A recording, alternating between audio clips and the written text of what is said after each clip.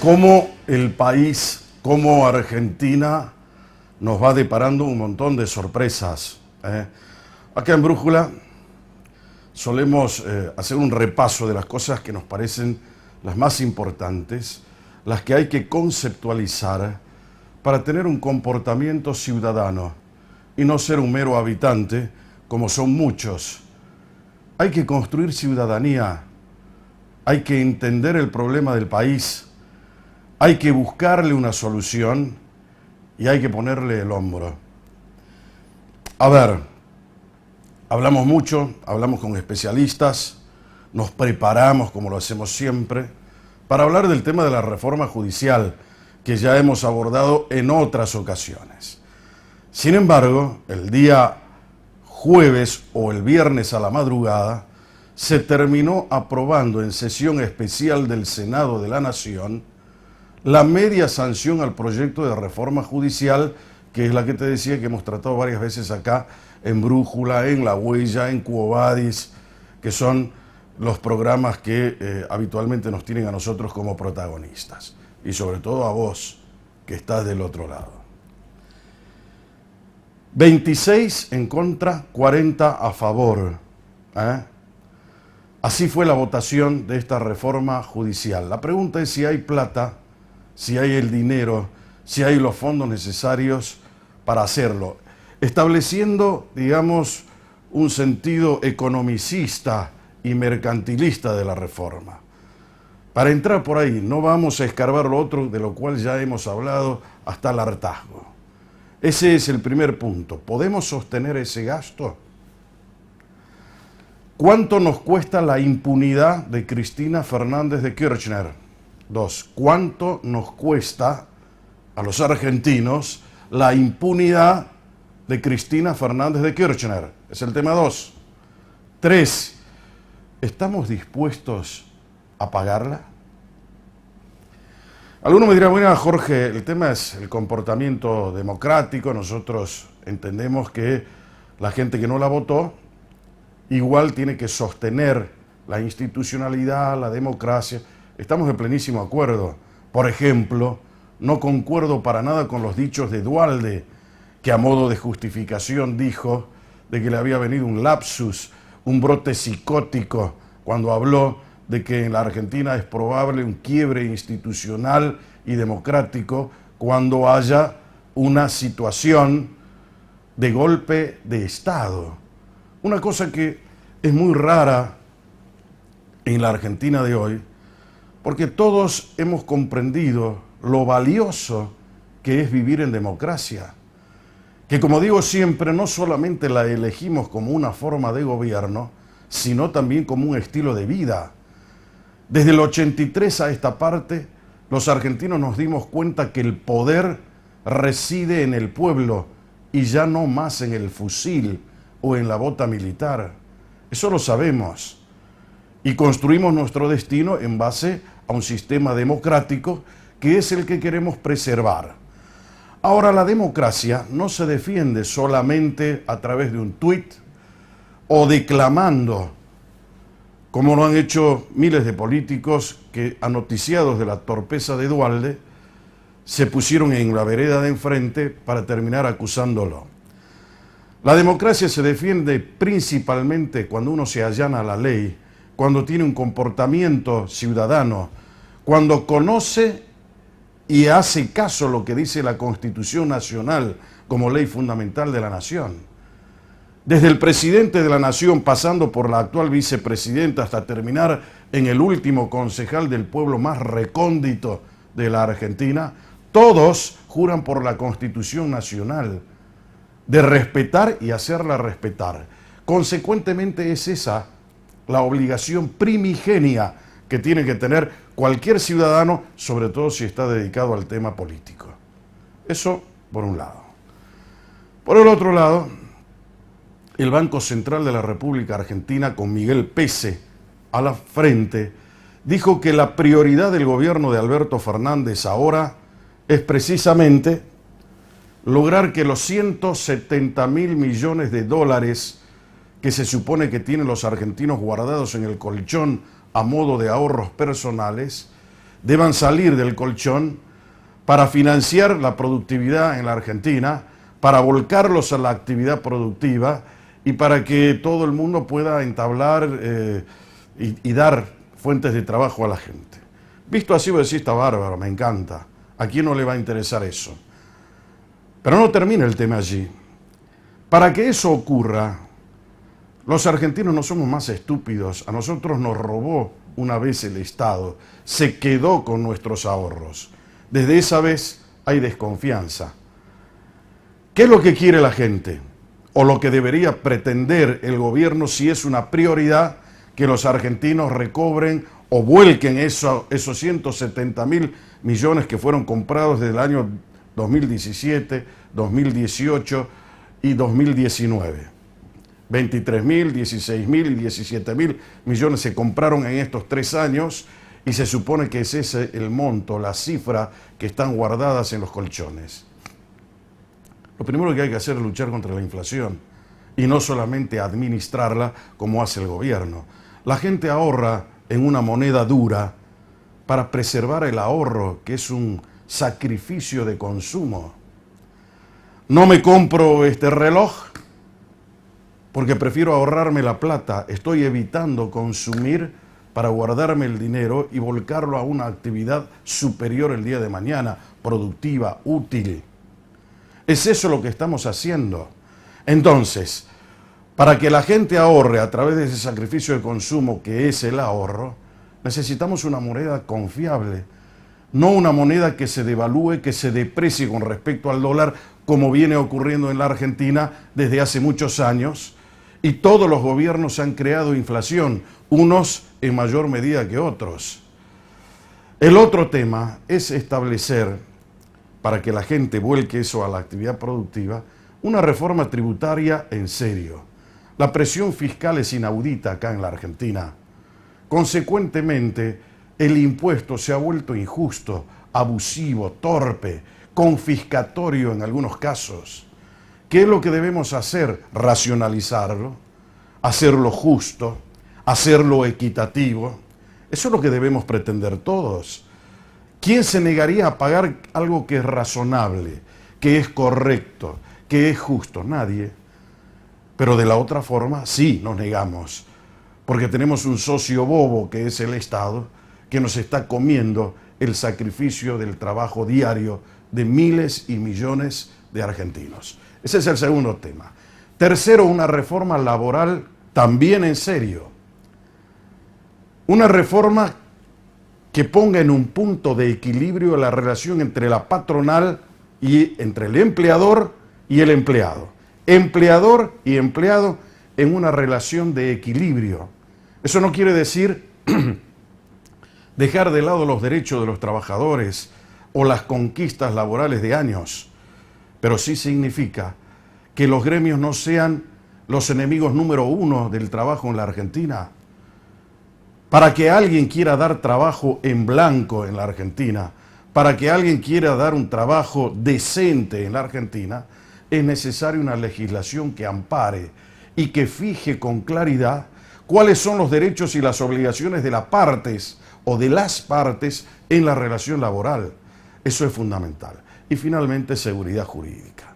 Un país que no tiene seguridad jurídica no pretenda que nadie venga a invertir, menos los de adentro, donde nos conocemos todos.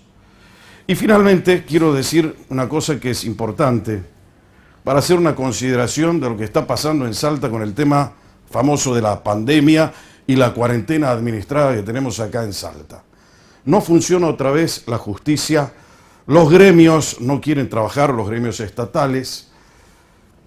Entonces vemos que hay realmente una reticencia a aceptar la realidad. ¿Y cuál es la realidad? Es esta que se está presentando en la convivencia de cada uno de nosotros con el famoso COVID-19. Ya no podemos ocultar la cabeza como el avestruz. A los problemas hay que enfrentarlos. Hay que mirarlos de frente y decirle, a ver, ¿qué hacemos? ¿Cómo nos miramos? ¿Cómo te enfrento? ¿Qué aprendo? Hay que seguir trabajando, hay que seguir produciendo. Hasta el día de hoy los mensajes absolutamente sacados, descontextualizados de algunos funcionarios públicos, comenzando por el presidente y siguiendo por algún otro de la provincia, han sido equivocados. Nosotros hemos manifestado desde el primer día, estamos hablando desde el día 20 de marzo, que no se puede pretender solamente proteger la salud. Es necesario también proteger la economía. ¿A quién se le puede ocurrir que un país puede vivir 7, 8, 10 meses sin trabajar? No existe eso en el mundo. ¿Sabes cuánto cayó la economía de los Estados Unidos? 20%, la primera potencia del mundo. Imagínate lo que nos pasa a nosotros cuando a nosotros ya nos agarró mal parados el tema del coronavirus. Entonces, hacerle creer a la gente que solamente es la salud es absolutamente negativo. Hay que seguir trabajando, hay que seguir produciendo, hay que enfrentar al problema que es la adaptación a esta nueva normalidad, que es trabajar cuidándose, maximizando los criterios de satinización que tiene que tener cada uno de nosotros, adoptando las profilaxis adecuadas, haciendo caso a lo que dicen las autoridades sanitarias, pero sin dejar de producir. El mundo se tiene que mover en esa situación. Adaptarse a la nueva normalidad es parte del cambio. Porque si hay algo que nos tiene que dejar la pandemia, es precisamente el cambio. Y si no cambiamos, habrá que dibujarlo al cambio, si no lo vemos, si no lo percibimos.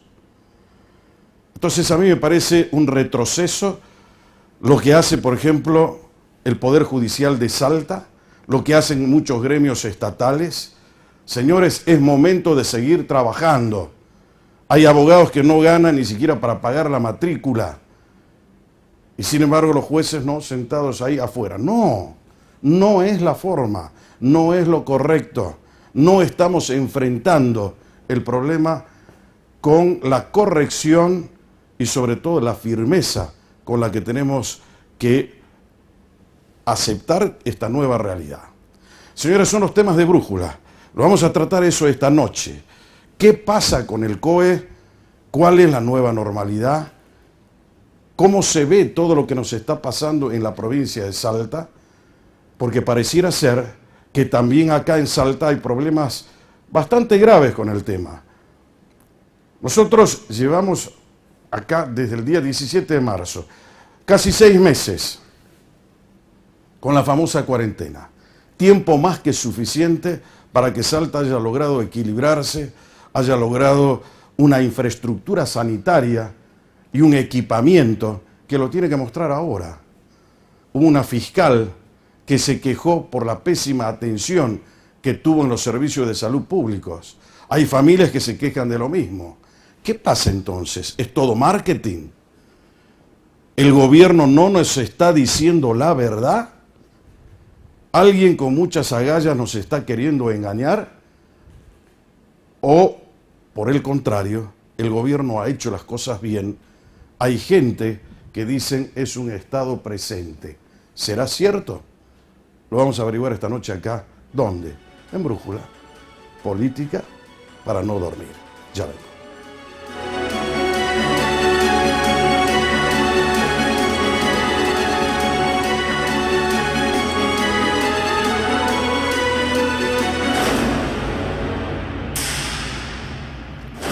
Muy bien, señores, ya estamos de retorno acá en Brújula, Política para no dormir, y con un invitado que visita Brújula, se va a quedar conmigo esta noche de sábado, por segunda vez, para hablar de distintos temas que tienen que ver con la realidad que nos golpea hoy, cómo en definitiva enfrentamos lo que estamos viviendo, entre comillas, en esta nueva normalidad.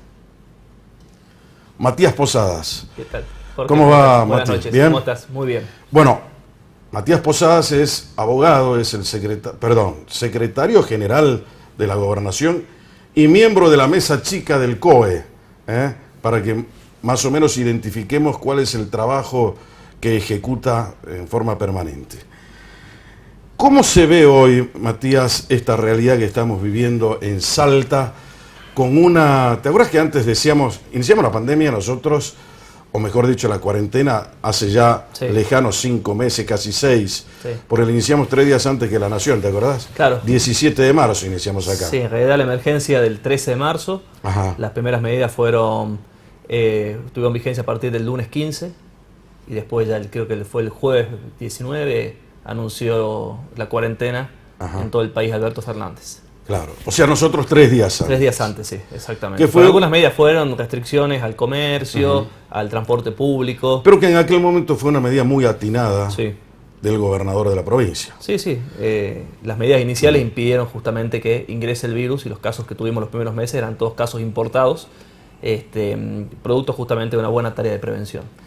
Ahora, viendo para atrás, es decir, girando la cabeza, uno dice, che, qué bárbaro, mira, pasaron casi 6 meses desde aquel momento, donde, me acuerdo, promediando ya el mes de marzo, decíamos, el pico, nos estamos preparando, nos estamos equipando, estamos creando una infraestructura que en ese momento nos dimos cuenta que no solamente en Salta, sino en el país era deficiente. No había una infraestructura sanitaria que pudiese controlar la demanda que se produjo por el tema del coronavirus.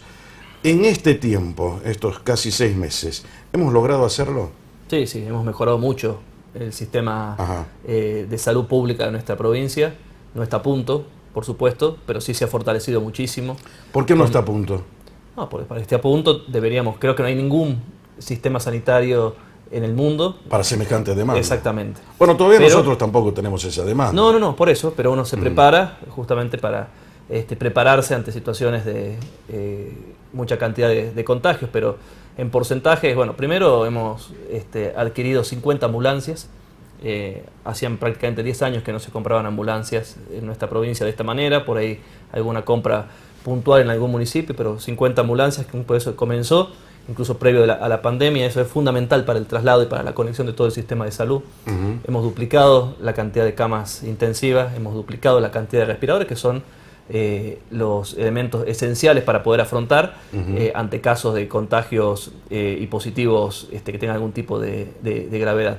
Lo más difícil, si se quiere, en este sistema de salud, de conseguir, de trabajar, es el recurso humano, terapistas, médicos. Que nos estamos dando cuenta ahora, no es ahora, antes también nos habíamos dado cuenta. Yo me acuerdo ya en la época del gobierno de Urtubey, que se decía, no hay médicos que quieren ir al norte. Seguro. Porque vos te recibís de médico y ¿qué hace el médico? Tiene un conocido, el amigo, el tío, lo que sea, quieren quedarse en el San Bernardo, en el Oñatibia, en el Milagro, o a lo sumo que te manden a Rosario de Lerma. Vos le decís a un tipo, andate a Tartagal, a Orán, Santa Victoria Este. Nadie quiere ir. Exactamente. Por eso, bueno, el recurso humano es muy necesario, y sobre todo que la exposición, que muchas veces deben estar en cuarentena, gran parte del equipo médico, y tiene que tener recambio, es sin duda el recurso humano lo más sensible para afrontar y para prever en esta pandemia. ¿Cómo estás hoy en el gobierno? ¿Cómo te sentís con el gobierno de Sáenz? Ya no nos olvidemos que Sáenz lleva casi 9 meses de gobierno. 9 meses. Sí. No, bueno, fueron 9 meses muy intensos. Bueno, yo la verdad que agradecido por el gobernador. Estamos en un proceso de comienzo de gestión, que hemos encontrado 2 emergencias muy profundas. Primero, la emergencia sociosanitaria a principio de año, con casos de niños desnutridos, y a partir de marzo esta emergencia sanitaria que está golpeando al mundo, no es una cuestión solamente de la provincia. Y que nos ha hecho cambiar la agenda, por supuesto, las prioridades. No hemos logrado todavía, producto de esta emergencia, poder avanzar. A nosotros nos encantaría estar trabajando en planes de infraestructura, que estamos trabajando, pero de manera prioritaria, de poder estar trabajando en lo que tiene que ver con planes independientemente de esta emergencia sanitaria. Pero bueno, es lo que nos ha tocado, es lo que tenemos que afrontar con muchísima responsabilidad. No es sencillo tomar decisiones en este marco de emergencia. No es sencillo después de casi 6 meses, que lógicamente la sociedad está cansada. Yo me acuerdo cuando decíamos y comenzábamos en marzo, bueno, son 14 días, no son esos 40 días, como era un aliciente decir, la cuarentena de verano son 40 días. son 14, como para prepararnos mentalmente, porque nos parecía nos parecía muchísimo, un exceso, bueno, ¿no? Vamos cerca de los 180. Y vamos la cuarentena más larga del mundo, sí, en la Argentina. Que ¿no? ha sido, a ver, los primeros meses nos han servido para poder justamente trabajar en esto que hablábamos recién, de lograr mejorar el sistema de salud. Y en un contexto que es complicado, digamos, el hecho de haber demorado el pico, de haber logrado contener tanto tiempo el virus. Porque acordate cómo fue también una secuencia de actos que vale la pena, pues la memoria es hecho para olvidar, por ahí te olvidaste. Pero primero estábamos en marzo, el pico llegaba a la segunda quincena de abril. No, que después se corrió a mayo. Sí. No, que después era en junio. No, julio explotaba. Bueno, estamos terminando el mes de agosto, evidentemente se aceleraron los casos, pero el sistema sanitario de la provincia está dando respuesta o no. Sí, está dando respuesta. Hemos tenido focos. Te pido, please, mirá la cámara. Sí. Quiero que seas absolutamente sincero. Sí, ¿no? y con números. Nosotros hoy tenemos 3 departamentos en la provincia con circulación comunitaria. Orán, que hemos tenido capacidad de respuesta, hemos tenido un pico y se ha logrado controlar. San Martín, que es el último pico que hemos tenido, en donde hemos tenido muchos casos, pero el sistema respondió. Un dato objetivo hemos llegado a tener. Hasta hace 2 días habían 10, 11 personas con respiradores y tenemos una capacidad de 17 respiradores. ¿Dónde? En Orán. En Tartagal. En Tartagal, sí. Ahora tenemos ya hace unos días circulación comunitaria en el departamento capital y que lógicamente, bueno, es el departamento con mayor capacidad también de respuesta porque... Nos dimos cuenta a tiempo que tenemos acá circulación comunitaria, porque acordate que esto de la circulación comunitaria es muy importante darse cuenta a tiempo, porque de acuerdo a eso también son las medidas que se van tomando. Sí. La intendenta de la ciudad había dicho hace esto, creo que por lo menos un mes antes, ¿no? Nosotros tenemos en Salta... que había circulación comunitaria. Sí, y ahí salió el propio gobernador a desmentir esa situación. Nosotros tenemos circulación comunitaria de esta semana. Desde esta semana. A partir de los informes técnicos. Y esto no es una cuestión política, es decir, decretamos o no decretamos, o decimos o no decimos que hay circulación comunitaria. Nosotros tenemos en Salta un equipo de epidemiología que es, la verdad, de lujo, cabezado por la doctora Rangión y todo su equipo, que viene haciendo un trabajo y tiene mucha experiencia. Tienen años en distintas epidemias, desde el cólera hasta el dengue. Eso ha hecho que tengamos realmente profesionales en ese ámbito realmente muy buenos y que nos han sabido aconsejar muy bien en determinados momentos. Cuando hay que convenir una cosa, Matías, ¿no? Sí. En el tema del coronavirus yo no le reconozco sabiduría a nadie, porque nadie sabe nada acá. Bueno, a ver, la OMS falló, los chinos fallaron, ahora Europa está con una nueva crisis sanitaria. Sí, pero eso no se trata de errores, digamos. Hoy participaba junto con una infectóloga de una charla con la Cámara de Comercio y nos contaba, hay enfermedades, hay virus que tienen 100 años de historia y todavía no se ha logrado estudiar a fondo todas las variables de ese virus. Acá tenemos un virus que es nuevo, que se conoce hace 9, 10. Como es muy nuevo, la gente... va mutando, hay reacciones y consecuencias que no se conocen inmediatamente. Por eso el aislamiento en un punto era o es la única vacuna conocida y las medidas de prevención, pero en Salta estuvimos a la vanguardia cuando dijimos que había que usar tapabocas. Hoy el mundo lo usa. En eso hay que reconocerlo, es verdad, nosotros estuvimos en la vanguardia con ese tema. Es más, discutido por la Organización Mundial de la Salud. Ya habían voces, por supuesto, que recomendaban esto y la verdad que es una de las principales medidas de prevención. O sea, eso no quita que no hay posibilidad de contagio, pero preventivamente es muy, muy eficiente. Ahora, una pregunta. Yo te había dicho si el sistema da respuesta, si ustedes se pudieron equipar como corresponde, si el gobierno tomó esto como una prioridad y lo hizo a conciencia, con un grado de responsabilidad manifiesta y además gobernando como corresponde. Sí. Vos me dijiste que sí. Sí, de acuerdo. Por supuesto.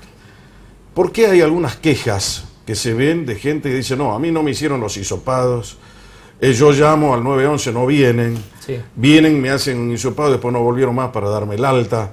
Hay una fiscal que es la doctora Siemens de Biel, que también hizo duras acusaciones al sistema de salud pública. Dice, entonces uno se pone y dice, a ver, si a una fiscal, si a la gente conocida les está pasando esto, ¿qué le puede pasar al ciudadano común, al que nadie conoce, al hombre de a pie? A ver, en un sistema que es el eje es sanitario, pero que tiene una parte importante en seguridad, tiene una parte importante en la estructura legal, tiene una parte importante en todo. Esto es transversal. Cuando tomamos una decisión de prevención para la salud, la tenemos que hacer cumplir con las fuerzas de seguridad. Cuando definimos una política de salud, le tenemos que dar un sustento jurídico. El sistema a veces tiene mayores o menores momentos de tensión. Si el fin de semana la gente incumple y mayoritariamente está haciendo fiestas clandestinas y todos llaman, obviamente se satura el sistema del 911. Cuando hay preocupación y todos piensan que por algún síntoma pueden llegar a tener coronavirus, que es normal, porque hay una situación que prendemos la televisión y se habla de coronavirus, vamos a una mesa de reuniones y se habla de coronavirus, es todo coronavirus y cualquiera, por cualquier síntoma, piensa que tiene coronavirus y está bien que intente hacer la consulta. Obviamente que el sistema no siempre da abasto, que estamos poniéndolo también a punto, que vamos viendo. Pero en el caso, por ejemplo, evolución. de Siemens de Biel, dijo, querían que yo vuelva a trabajar, que obvie esta circunstancia y vuelva a trabajar. Entonces estamos frente a una irresponsabilidad en ese sentido. A ver, es difícil opinar sobre una experiencia particular y sobre eso tomar o tener una visión general. Yo puedo poner, no sé, 20 ejemplos, decir, che, la verdad que yo llamé, el sistema respondió, me buscaron, me respondieron. Por supuesto que a una persona que tuvo una mala experiencia, yo le digo, no, sí funciona bien. Bueno, su experiencia individual quizás no es la ideal, pero si uno hace un balance en un esquema en donde tenemos 1.800 casos, en donde tenemos 1.000 recuperados, en donde hemos logrado contener durante 5 meses que no tenemos circulación comunitaria, donde hemos recibido a muchísimos salteños que hemos logrado aislarlos oportunamente, con 14 días en hoteles, con PCR. Han sido, digamos que una tarea importante. Tener 1.000 personas en hoteles en simultáneo, que tienen que comer, que tenemos que hacer los controles médicos, que por supuesto, y sobre 1.000 personas, y por ahí escuchamos, no, que la comida llegó fría, y seguro que es cierto, y seguro que hay falencias, pero un esquema general. Bueno, acá pasa lo mismo. Comenzamos esta semana con muchas alertas, con casos, 60 casos, 70 casos en la capital, y por supuesto que pueden haber, no es que pueden haber, hay casos que no se los puede atender como corresponde, pero sí hay muchos otros casos que sí. ¿Quiénes son los integrantes del COE? Es, según el decreto de emergencia... Centro Operativo de Emergencia, eso quiere decir por exactamente, el Comité Operativo de Emergencia está compuesto por todo el gabinete provincial, todos los ministros del gobierno, conforman formalmente el comité operativo. Después, ¿y la mesa chica del COE? Bueno, en la práctica, por las propias atribuciones, es seguridad, es presidido por la ministra de Salud, bueno, el ministro de Gobierno, y yo como secretario general de la Gobernación. Una pregunta ahí, Matías, y vuelvo a reiterar, te pido la máxima sinceridad, y si no te relevo del compromiso de responderla. El gobierno y el propio gobernador, el doctor Sáenz, ¿están conformes con el desempeño de la ministra de Salud Pública? Vemos los resultados que hemos tenido en el área de salud, y sabiendo que es una situación complicada, creo que es positivo. Cuando hablamos de los avances en la pandemia, el 80% de los temas que hablamos tocan directamente o indirectamente con el Ministerio de Salud. Y no solo esta pandemia, sino también la de principio de año, en donde compartieron, si se quiere, responsabilidad de salud con desarrollo social. ¿Hay un seguimiento de lo que hace la ministra? Sí, las medidas las tomamos, y también esto es importante, las medidas no las toma salud solamente, las toma el Comité Operativo de Emergencia, con esa mirada amplia. Por eso te pregunto, ¿por qué? Porque uno ve el comportamiento de primero creo que hay una cierta, ¿qué te puedo decir?, demora en la transmisión del mensaje, la información. A la ministra no se la encuentra, ella cree que tiene que dar solamente una conferencia aislada entre 4 paredes, donde nadie sabe quién le pregunta. Yo como periodista quiero preguntarle, y la gente sabe cómo soy, y lo duro que soy capaz de ser, pero la señora no se puede sentar conmigo.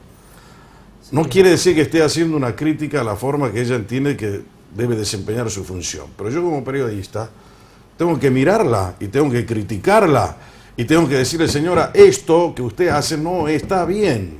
Sí. Ahora, eso provoca un desgaste innecesario en el gobierno. ¿Te das cuenta de lo que te digo? No, seguro. Porque la gente dice, bueno, ¿dónde está la ministra? Y está respondiendo una pregunta que se la hizo ella. Pero somos un equipo, y particularmente... Por eso, como miembro del equipo, te digo eso. Y particularmente las decisiones sobre la emergencia sanitaria las estamos tomando en equipo, porque así se ha organizado. y hay un comité operativo de emergencia en donde la ministra tiene como principal responsabilidad trabajar fuerte en todo este tiempo, en esto que hablábamos de mejorar la capacidad del sistema de salud, y cuando tengamos, y como tenemos ahora ya casos positivos, en una correcta atención y recuperación de esos pacientes. El ministro de Seguridad es el responsable de que la estrategia de seguridad para hacer cumplir las normativas que se disponen en el marco de la emergencia se cumplan. Con Ricardo Villada tenemos, si quiere, una responsabilidad más política de comunicar, de trabajar coordinadamente con los intendentes. Bueno, pero Villada es un hombre que yo lo he visto trabajar realmente con una capacidad extraordinaria. Veo que es un hombre que se ocupa de cada uno de los temas y transmite esa seguridad al ciudadano común, a la gente que dice, che, ¿qué está haciendo mi gobierno con este tema? Seguro. ¿Te das bueno, cuenta? por eso, es una virtud que tiene Ricardo. Primero, también como ingeniero, tiene una gran capacidad de organización, es muy meticuloso para poder justamente diagramar el trabajo. Pero cada uno cumple un rol, claro. Cuando las cosas funcionan, es un equipo. Cuando las cosas funcionan bien, no es solamente responsabilidad de un área, y cuando las cosas funcionan mal, no es solamente responsabilidad de un ministerio. Estamos charlando en la noche de sábado con Matías Posadas, secretario general de la Gobernación. Es el miembro más, ¿qué te puedo decir?, tranquilo del COE. Es un hombre que se sienta, que dialoga, que expresa, que da un mensaje. Y se va a quedar un rato más conmigo, acá en Brújula, esperando que vos hagas lo que vos quieras. Cualquier pregunta la vamos a tratar de canalizar. La pausa y de dale.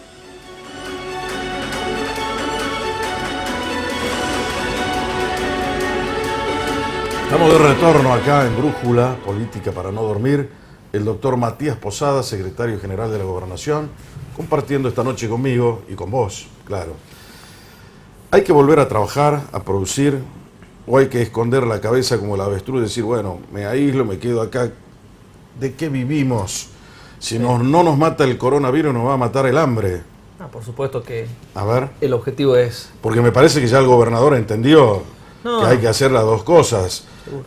Priorizar la salud, pero también la economía, un punto de convergencia de ambas cosas, ¿no? Siempre ha manifestado que tiene que haber un sano equilibrio entre, por supuesto, el cuidado de la salud, que nuestro sistema pueda dar respuestas, que esto no se desborde, ese es el objetivo, y afectar lo menos posible. Ya la propia pandemia, más allá de la cuarentena, la pandemia afecta a la economía, haya medidas restrictivas o no, porque hay una decisión ya está natural de la gente muchas veces de aislarse, de no consumir.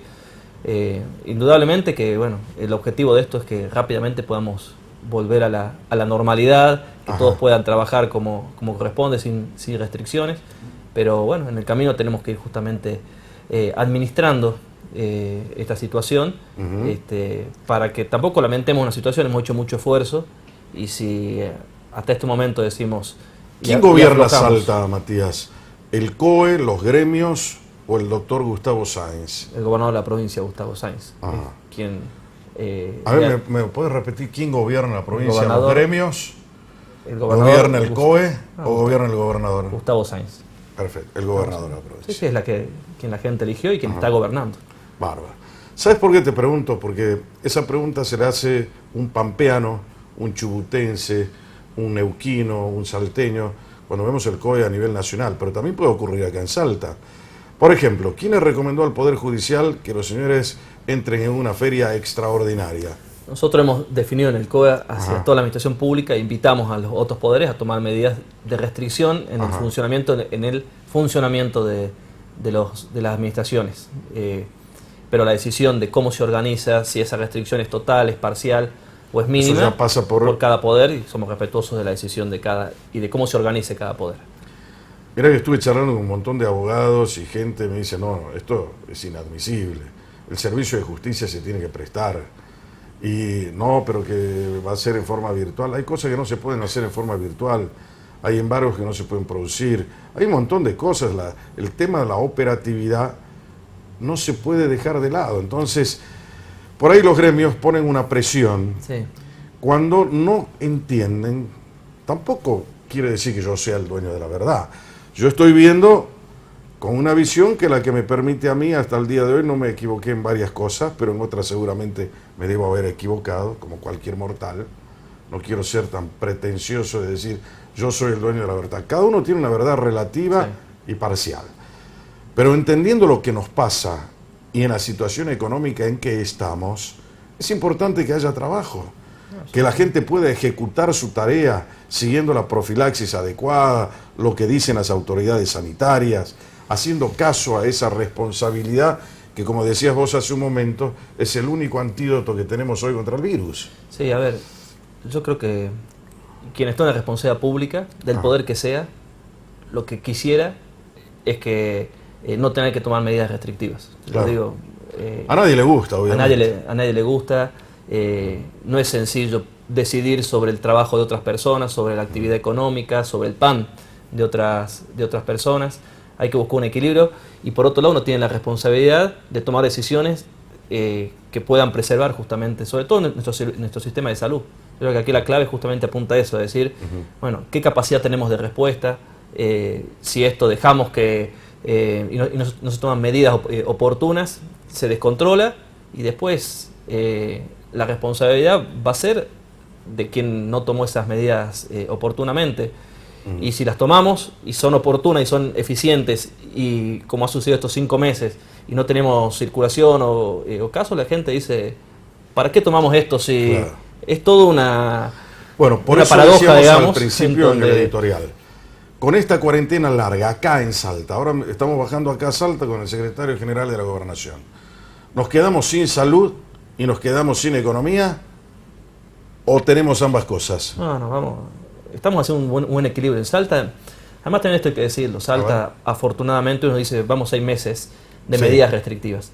Los últimos 3 meses en Salta hemos logrado reactivar, no hemos logrado, o sea, se logró y los salteños, entre todos, entre todos, colectivo, hemos tenido sí un mes de marzo y un mes de abril fuerte de cuarentena, pero ya a fines de abril ya comenzamos, producto de que no había circulación comunitaria, a poder habilitar muchas actividades del comercio, la gastronomía, los deportes, con restricciones, por supuesto. Uno habla con un comerciante y dice, sí, pude trabajar, pero hasta las 8, pero a diferencia de otras provincias, uno ve lo que pasa en Buenos Aires, están discutiendo si va a poder abrir el shopping, si vuelven los deportes individuales, discusiones que tuvimos nosotros hace 3, 4 meses atrás.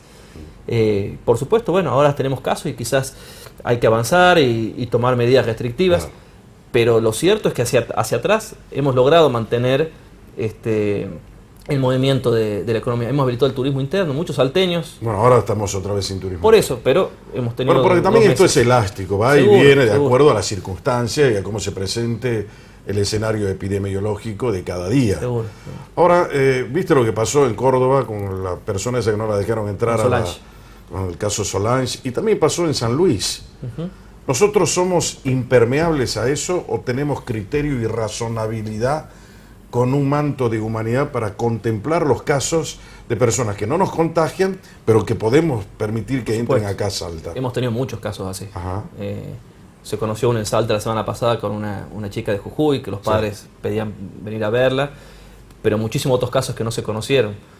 Hemos tenido medidas muy restrictivas, de mucho control, pero aplicadas con mucha racionalidad y sabiendo cuándo un caso es verdaderamente humanitario, cuándo es una cuestión sanitaria, cuándo son casos atendibles. Muchas veces nos criticaron por, no sé, mineros que estaban un mes varados en Buenos Aires y que los autorizamos, decían, ¿por qué los dejan venir? Y a la vez, cuando no los dejábamos venir, nos decían, qué poco corazón que tienen, que nos dejan venir. Pero esas son cosas distintas. Es decir, el minero que viene, está en la puna y viene contagiado acá, es un problema enorme porque la gente se mató haciendo la cuarentena para que venga una persona y te termine jorobando todo el esfuerzo colectivo que se ha hecho. Pero hemos sabido hacer ese equilibrio entre justamente ser muy restrictivos eso es la razón, en los ingresos. Pero esa restricción de los ingresos era con una cuestión objetiva y cuando alguien tenía que entrar y cuando se autorizan ingresos, con los cuidados que corresponden, con los 14 días, con el PCR final. Hemos sido responsables también aplicación de esas medidas, que por supuesto no son medidas sencillas, no son simpáticas, están sujetas a muchísimas críticas porque no es fácil decidir y tomar decisiones sobre como decía, sobre la economía, sobre la movilidad de las personas, sobre la posibilidad de ingresar o no a su provincia. Es una situación muy particular, muy extraña, y cuando la veamos en el tiempo, vamos a decir, mirá qué extraño lo que pasaba en ese 2020. Ojalá que nos pase eso. Exactamente, ¿no? sí. Más allá de esta pandemia, de la cuarentena, del sistema sanitario, la vida prosigue por múltiples lugares. Uno de esos es el político. El año que viene, año 2021, vamos a tener elecciones de medio tiempo, las elecciones legislativas. Pero para eso tenemos que cumplir los procedimientos que hoy están estipulados, como son, por ejemplo, las PASO, primarias, abiertas, simultáneas y obligatorias. Se presentó ya en la legislatura, concretamente en el Senado, un proyecto del senador Soto, juntamente con otros senadores, apuntando a eliminar las PASO para el año que viene. Sí. ¿Cómo se entiende eso? ¿Cómo visualiza el gobierno? ¿Lo ha hecho estos senadores por iniciativa propia o en todo caso canalizaron una inquietud del gobierno sobre ese tema? El gobierno no tiene una posición, no la tiene porque no está en su agenda de debate actual de impulsar políticas legislativas, lo que tiene que ver con las primarias o el sistema electoral. Nos parece muy bueno, muy válido de que esa agenda la pueda impulsar el propio Poder Legislativo, que lo debatan en ese ámbito. No hay una posición del Poder Ejecutivo respecto a este tema, pero no hay tampoco un veto a que no se pueda debatir esta situación. Creo que es un tema, las primarias, que hay detractores y hay gente que considera que es un buen sistema. Porque ahí hay un tema además, Matías, que es el voto electrónico, que también quieren eliminarlo para el año que viene. Entonces, la pregunta mía es esta. A ver, Salta, ¿en qué estamos? ¿Qué tipo de seriedad tenemos como provincia? No, a ver. Un día se vota el voto electrónico y le encontramos 100.000 bondades al voto electrónico. Y otro día decimos, no, el voto electrónico no sirve para nada. Pero con un tema en el medio, que los que votaron antes y después son los mismos. ¿Te das cuenta? Sí. A ver. Yo creo que hay un consenso en toda la política, Sí. la dirigencia política salteña. Me imagino que existe ese consejo y me parece que es así, de no volver al viejo sistema papel de boletas individuales. Como si el viejo sistema de papel además me asegurase a mí una pulcritud y una transparencia única. Al contrario, cuando los grandes fraudes se hicieron con el voto de papel. Exactamente. Yo creo que la discusión válida en todo caso es si es boleta única electrónica o boleta única papel. Pero la boleta individual, la que conocemos, la que sigue vigente a nivel nacional, me parece que eso Salta ha logrado evolucionar. La boleta única de papel es la que utilizan, por ejemplo, en Santa Fe. En Santa Fe, en Córdoba. Córdoba también. Y les va bastante bien con el sistema. Dicen que es bastante fiable la boleta única. Sí, por eso es una buena alternativa. Ajá. Creo que bueno, el consenso es que tiene que ser boleta única. Me parece que de eso no hay que moverse. Después se puede discutir, por supuesto, si es electrónica o es papel. Nosotros tenemos la electrónica y hemos tenido, creo, buenas experiencias en la electrónica, en donde ha ganado el oficialismo, ha ganado la oposición. Yo fui presidente, pero participo en un partido que no tiene estructura de fiscalización y para vos te convenía obviamente la boleta electrónica. Por supuesto, eso es una garantía de igualdad. Pero eso es lo que se dijo siempre y lo que en la realidad se pudo constatar que era así. La eliminación de los fiscales, por ejemplo, para el caso de las estructuras partidarias pequeñas, pues no se puede igualar, por ejemplo, al Frente Plural con la infraestructura política que puede tener el justicialismo seguro. El propio radicalismo. Por eso, la boleta única, ya sea papel o electrónica, iguala a todas las fuerzas. Pero ahora como gobierno, ¿qué es lo que ustedes, hacia dónde apuntan? ¿Que prospere el proyecto o en todo caso que se lo deje de lado? Que lo discutan en el ámbito legislativo. Ajá. Y lo que la mayoría disponga, creemos que va a ser lo que mayor legitimidad tenga y el mejor sistema que se pueda diseñar. No hay una bajada de línea del Ejecutivo en este aspecto, es decir, no queremos que se apruebe este proyecto o sí queremos. De hecho, en los apoyos y en las críticas al proyecto que se presentó, hay legisladores oficialistas y opositores. Así que creo que eso es bueno, que puedan debatir una herramienta en un año que no es electoral, con la libertad y en el marco de las competencias plenas del Poder Legislativo. ¿Cómo hace política Sáenz hoy?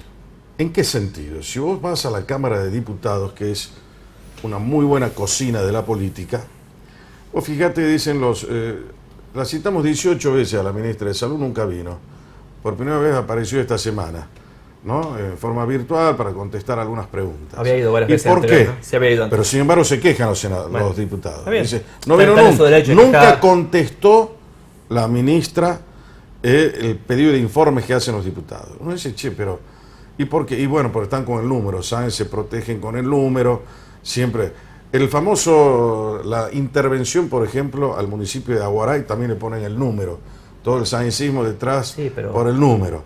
El famoso decreto 255. Ahí se hacen los desentendidos, muchos legisladores se hacen los desentendidos que acompañaron y son parte del proyecto político del intendente de Aguaray. Ajá. No se hacen cargo políticamente. Bueno, pero si ahora ellos quieren intervenir a Aguaray, o por lo menos presentar para que se discuta el proyecto, ¿por qué no se puede discutir en un ámbito legislativo? Te lo pregunto a vos, que además tenés una gimnasia parlamentaria, porque vos fuiste diputado, sos un hombre político, socio político de Sáenz. Es decir, bueno, a ver, ¿cómo estamos haciendo política? Nuestros legisladores no se oponen a un debate a la intervención. Están esperando la oportunidad para hacerlo, que es tener un avance, no una condena en la justicia, un avance a nivel judicial que permita tener elementos ya objetivos, no solamente una presunción, sino elementos objetivos para poder hacer o avanzar con una posible intervención. Bueno, pero hay muchos elementos ya objetivos. Es decir, la gente sabe que se robaron los caños, pero yo me refiero, sabe que los caños los vendieron, por eso digo, sabe que en todos los papeles aparece Enrique Prado como el vendedor, como el que... A veces los tiempos de la justicia no son los mismos. Y por ahí también se vio demorada la justicia con el tema de la pandemia y todo lo que es la investigación, ¿no? No, seguro, pero han habido situaciones donde se avanzó con intervenciones, con destituciones y después la justicia dijo otra cosa y hay hasta también responsabilidad, en este caso política, y cuando se avanza en otros ámbitos, responsabilidad del Estado. Entonces también hay que ser prudente en esto. Lo que sí, nadie desentenderse de las responsabilidades políticas de cuáles fueron sus candidatos y quiénes no fueron sus candidatos. ¿Hay lugar para Urtubey el año que viene? Para Juan Manuel Urtubey, ¿no? Eso ¿En las elecciones? Eso lo decide la gente. Yo creo que en esto hay que ser... O sea, te lo pregunto a vos, que eras socio político también de Urtubey. Sí. A ver, yo creo que la posibilidad de participar la tienen todos los ciudadanos. Urtubey... ¿Estaría bien que participe Urtubey, por ejemplo, en una candidatura? Habría que preguntarle a él cuál es su visión de su carrera política hacia adelante, pero después si hay lugar, eso lo define la sociedad, digamos.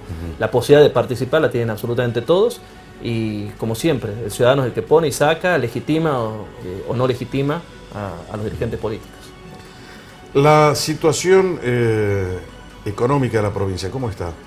No, complicada, con un presupuesto que ya era estrecho al momento de la asunción, con poca capacidad, producto de varios años de crisis económica, con presupuestos acotados, con poca capacidad. Pero de poder la nación los viene compensando, ¿no? La baja de la recaudación y demás. Nación ha podido compensar a muchas provincias y la provincia puede compensar también a los municipios. En ese sentido creo que hay un buen trabajo en términos financieros de nación y provincias para poder justamente ir generando ese equilibrio. Pero los presupuestos, no solo el de Salta, en todo el país están muy acotados. Bueno, y esperamos que cuando pase, y esto es lo que también estamos discutiendo, visualizando, las políticas post pandemia, en donde el rol del Estado va a ser fundamental, y para que el rol del Estado sea fundamental, hacen falta buenos presupuestos para los gobiernos. ¿Es un gobierno ordenado el de Gustavo Sáenz? Vos como secretario general de Gobernación no te aparecen, firma esto, firma el otro. No, usted revisa, ve, hay orden, hay pulcritud, hay prolijidad en las cosas que presenta el gobierno. Sí, a ver, los gobiernos se alinean y se ordenan cuando hay mensajes claros y cuando hay lineamientos claros de trabajo. Nosotros hemos tomado, a ver, es reiterativo, pero es lamentablemente el tema que nos ha llevado adelante todos estos meses. Las emergencias que hemos tenido primero en el norte, ahora la emergencia sanitaria, la estamos llevando adelante positivamente, en un marco que es difícil decir que es positivo algo, pero porque ha habido un lineamiento y una conducción clara del gobernador. Matías, te agradezco como siempre que hayas venido acá, un hombre que tiene transparencia para decir lo que tiene que decir. Muchas gracias. ¿Pasaste bien? Muy bien, muy bien. Me encanta. Matías Posadas, secretario general de Gobernación, compartiendo con vos esta noche en Brújula. Y como siempre te digo, para jamás perder el rumbo, brújula. Porque siempre hay que tener una brújula. Hasta la próxima semana.